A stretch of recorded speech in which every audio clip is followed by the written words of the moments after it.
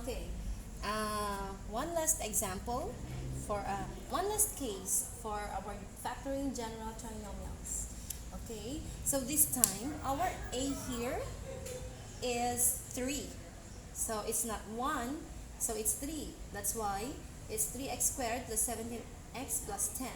So this time we have to determine the factors of both of our terms here, the first and the last. It's not just the last term, unlike in our previous examples where our a is equal to 1.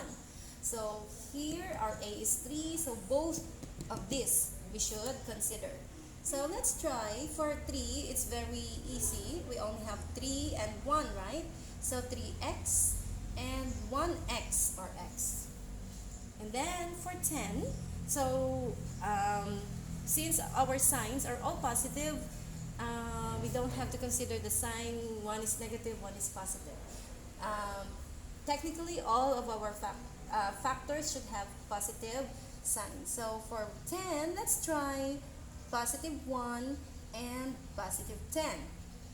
So because this is trial and error, alright? So let's check. 3x times 1 will give us 3x. And x times 10x will give us, x times 10 will give us 10x. Now we add them. It's only 13x. And it's not equal to 17x. Therefore, let's change. Or you can, what do you call this? You can change the order. You can try 10 here or 1 here. Okay, because this is trial and error. If you do that, 3x times 10 will already give you 30x. Right? So obviously, it's not equal to, it's already greater than 17. So disregard this. And now let's have another factors. So we're done with 1 and 10. The only two remaining factors are 2 and 5. Correct? So let's try 2 and 5. So 3x times 2 will give us 6x. And x times 5 will give us 5x.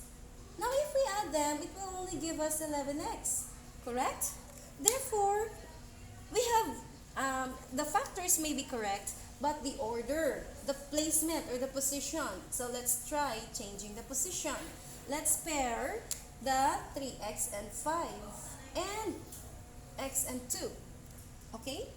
So 3x times 5 will give us 15x and x times 2 will give us 2x.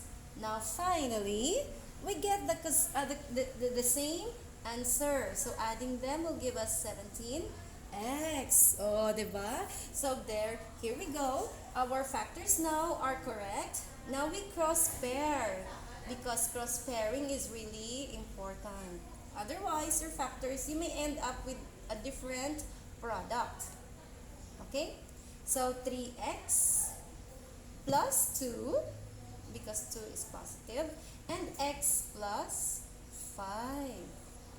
Okay? Now, if you want to check, you multiply them and it will give you the same answer. Okay? So, for this, if your a is more than 1 or greater than 1, you really have to do the trial and error method, like what I did. Okay? But if your a is just equal to 1, there's no problem. All you have to do is consider the factors of your last term. Okay? That's all. Thank you.